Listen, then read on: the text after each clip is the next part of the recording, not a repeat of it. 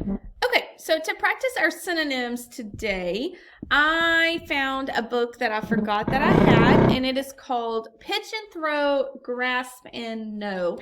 What is a synonym? So we're just going to kind of go through here. It's going to tell us lots of different synonyms that go together and what is a synonym and just kind of review that.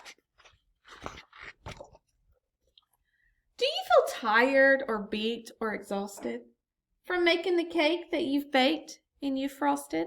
You notice how they tired, beat, exhausted? It went from simple to more complex there. Because there are synonyms you get to choose from a whole list of possible words you could use. There are words that are practically nearly the same, like gentle, subdued, and incredibly tame.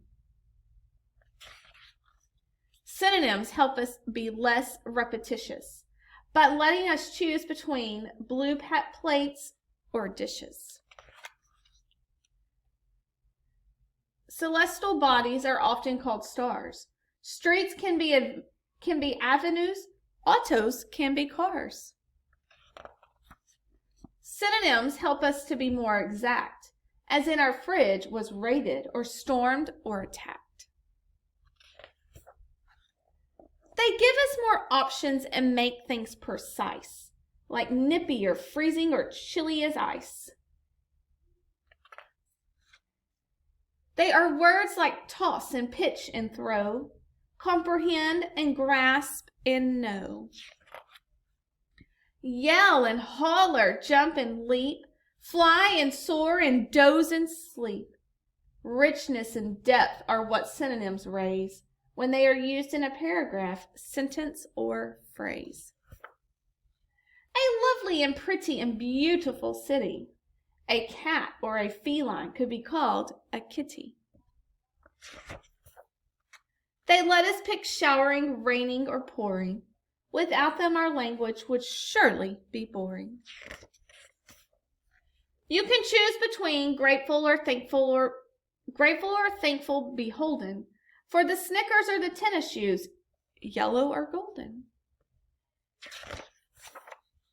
Don't you agree that it's pretty appealing? We have all these choices to say how we're feeling. So now you're a master and expert a whiz because you know just what a synonym is. So what is a synonym? Do you know? So that was just a quick little book so you could see how different words are used interchangeably with different words with the same meaning. You are going to do a Google form today.